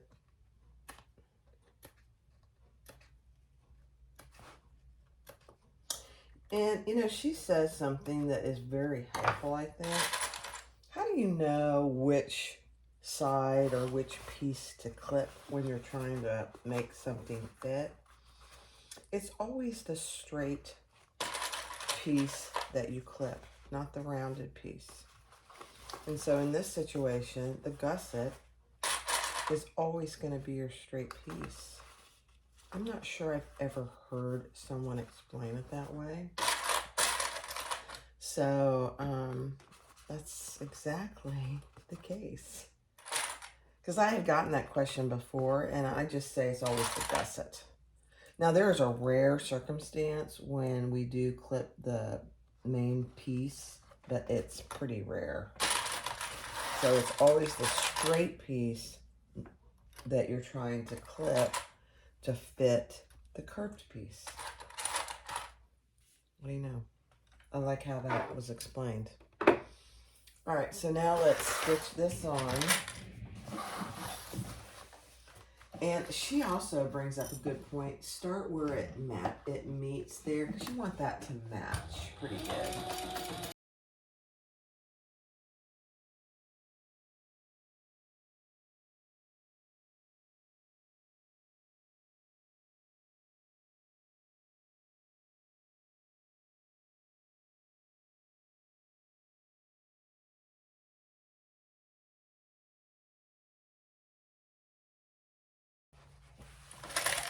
I love this. All right, so there's an inside. Oh my gosh. All right, let's do the other side and it'll make so much more sense. All right, start over here. Line up your upper linings to your gusset. Sorry for the noise. Very noisy clips. And I'm just clipping that top part together so it stays where I want it. And let's just clip and do our centers. If I can find my center. You can unclip that now because this is the piece that we're working with. So again, find your center on your gusset and your piece.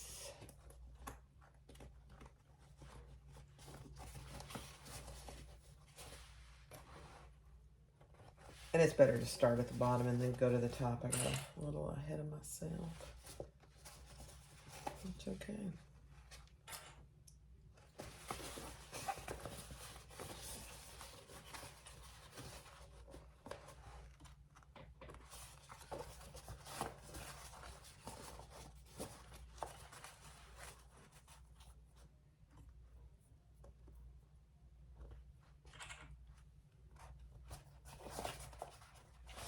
Okay, and then come around, oops, to this last remaining top piece.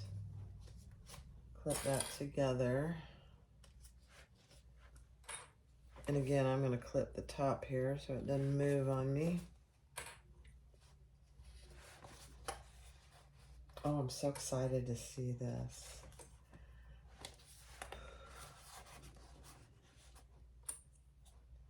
This is, I don't know if she calls this a beginner or an intermediate. I would call it an intermediate. Because it just has a lot of twists and turns. And if you're not familiar with terms and that kind of thing, it can be kind of confusing. Anybody can do any bag though, so don't, if you're a beginner, don't be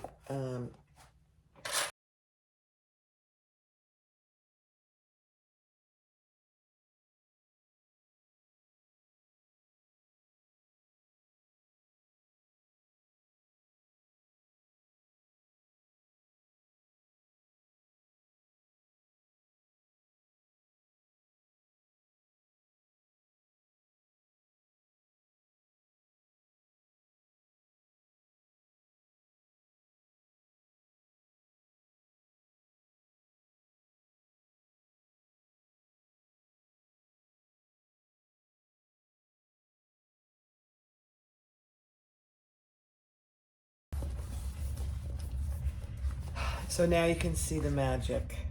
Here's your water bottle. And here's the regular part of your bag.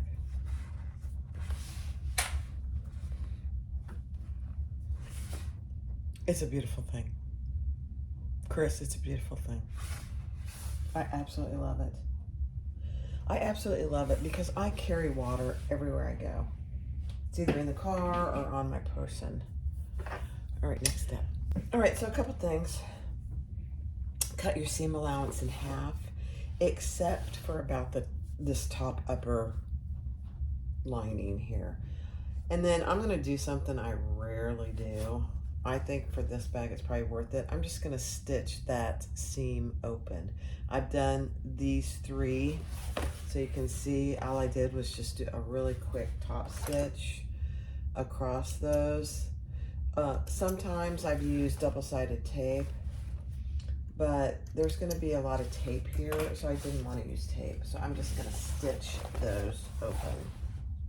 And I am gonna be moving back over to Thor to do the top stitching. I know, it's exciting.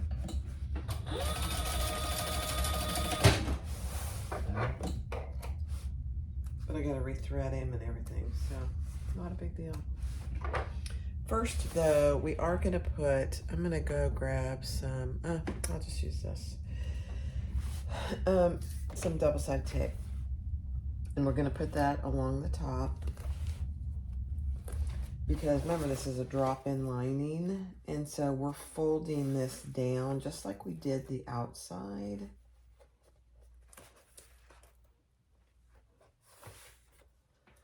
And that's another reason I like to stitch those closed, because it gives you a nice flat surface and you're not fighting it. And if you need to do this in sections, do it, because it can get a little unwieldy.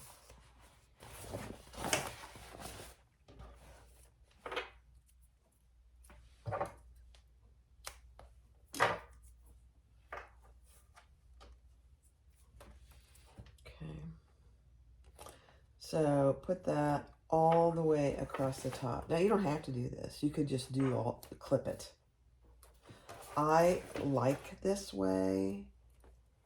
You're just gonna have to be mindful of your needle and if it gets gummy on you.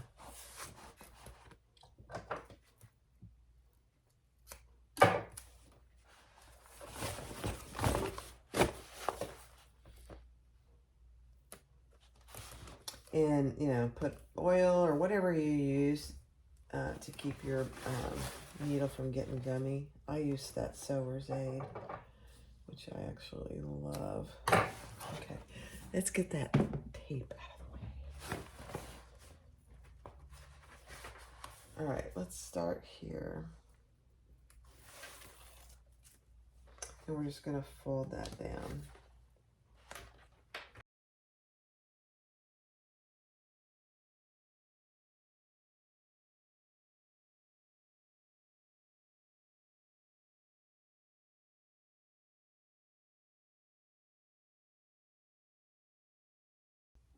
All right, so now you're gonna drop your lining in, and we're gonna first match up our corners.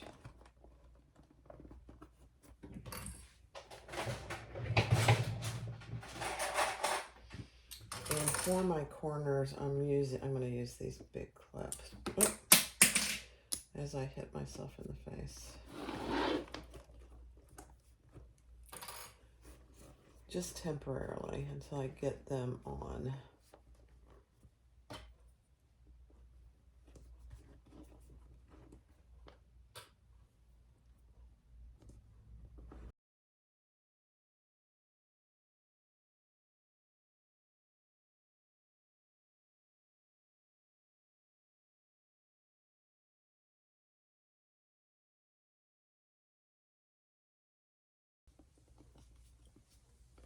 All right, so there you go. Oh, man, it's a beautiful thing. Your sides. So once we get this done, all we have left is to add our handles and our crossbody. And those are already made. We just need to attach them. So, all right, I'm gonna go get Thor all threaded and ready, and we'll do the top stitching on Thor. All right, let's do this. I'm doing a little more than a quarter. I mean, a little more than an eighth.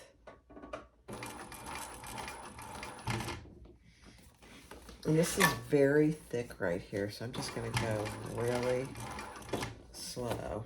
He doesn't act like he's having any issues. But let's see. Oh, butter. Can you say butter?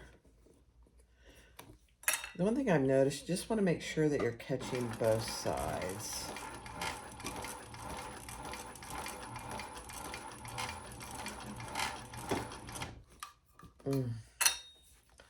Man, Thor, I'm in love.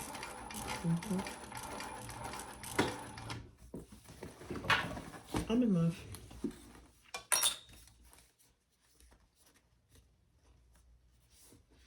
So again, just make sure you're catching both sides.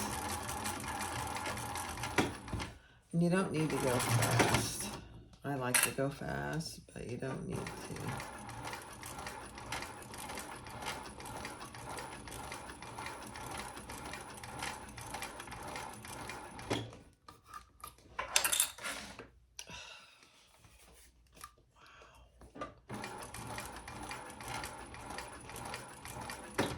I'm just making sure you can see. Yeah. Okay.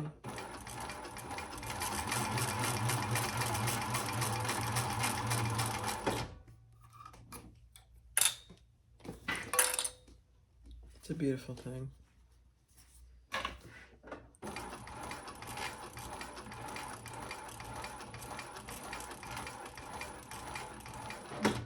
The one thing I will say, if you want to manipulate it much, make sure your needle's way down there, because it doesn't really stop with it very far down.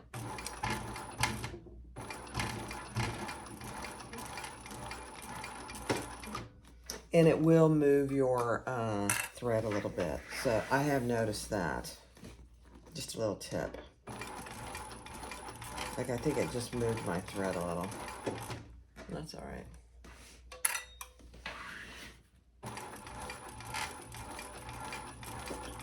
Not much, I don't think, really at all, actually. Okay, let's just do a couple more stitches here. I did raise my little hump jumper, my built-in hump jumper, from a 4 to a 5.5 because it's pretty thick.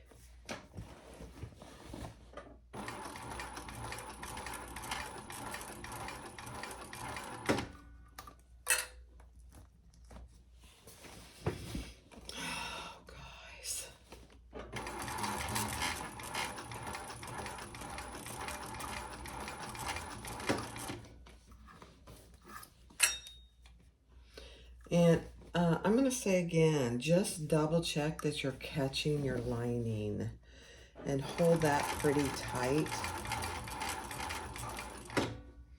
because it has a tendency to miss it if you're not paying attention. Yeah.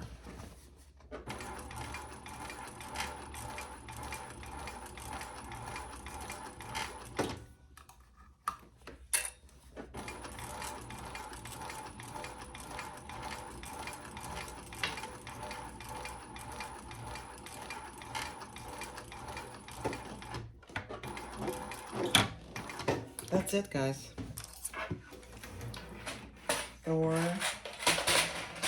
is a rock star. Let's see how it looks.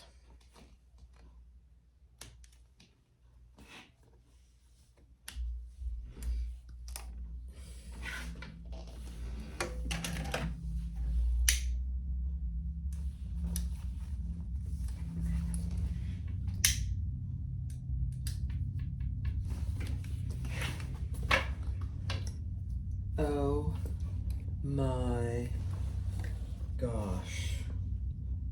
Okay, I'm gonna lean you up, hold on. What an amazing machine. Look at this top stitching. Look at it. It's precision, even over these sides. Now, I don't have the walking foot on there.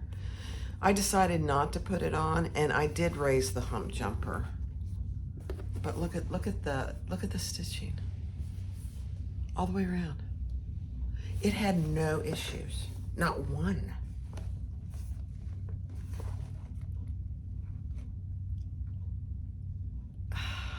All right, let's finish the bag. All right, so to put my rivets on, I use this little tool from Jolie Lee Creations. It's really an invaluable tool, but you just put the C at the end of your strap, and then you need to decide, do you want more room or do you need less room? This is a pretty thick strap, so I opted to put it in A. Let me put these down so you can see what I'm talking about. So if you put it on C at the end of your strap, and then if you don't need much room, put your hole in B. I opted for A on all four ends of my strap. Very useful tool, very useful. All right, so, and I got my press over here so you can see me do that. And then I'm gonna put my strap up and over, and I'm gonna grab my rivets, yeah, very technical, rivet. And then I'll put it in. It's much easier to do this if you have your holes punched already, by the way.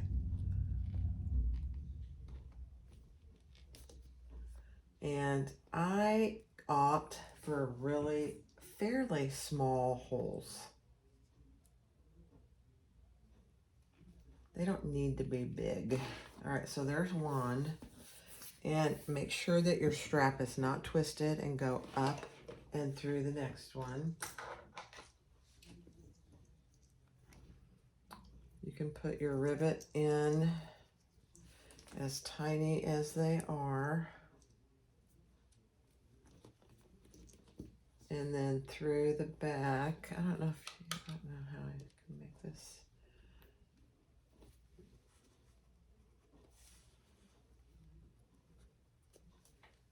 And grab your other part of your double cap rivet.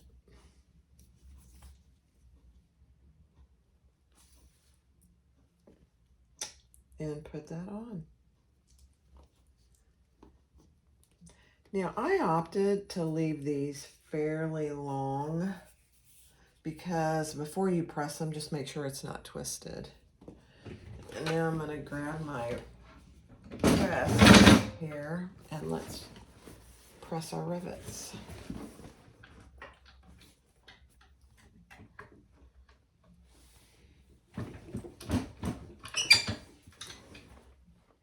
Beautiful. You can also sew these. If you don't have rivets, just sew them. If you're gonna sew them, I would do 2 rows of stitches.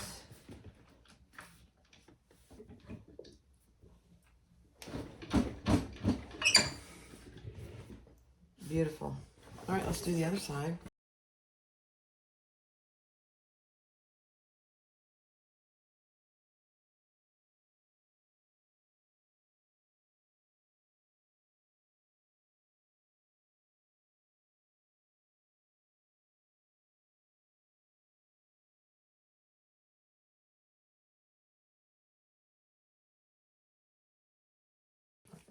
All right, so there we have our rivets attached to our handles. And let's just attach our crossbody strap. Oh, you know what? We have to finish one other thing. We gotta finish our zipper. Okay, so there's our crossbody strap and our handles. All right, let's put our zipper pull on. And I use my zipper jig. You can do it by hand. I've never been successful at that. That's probably one thing. It's not quite even. That I need to conquer that. Perfect.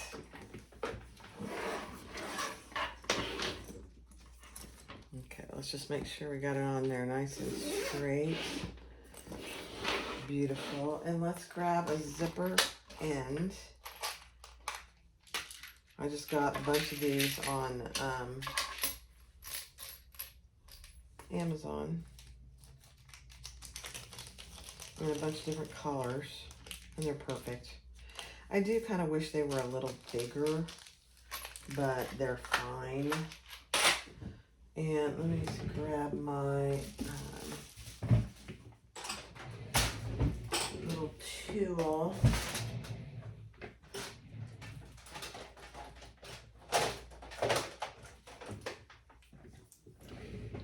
My little zipper, tiny screwdriver tool. Okay. Don't lose your screwdriver because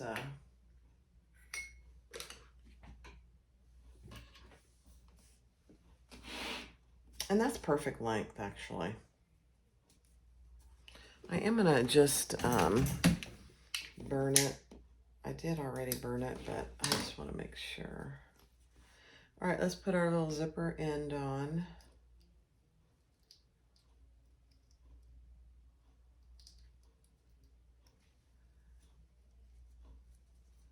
Can be a challenge with these small ones. I kind of do wish I had a little bigger one, but this works. And just get it in there really good. And sometimes it helps to have a little awl or something to stuff it in there and get it going in there really good. See, just like that. Because you don't want that coming off. All right, that's perfect. Now let's get our little zipper screw and screw that in.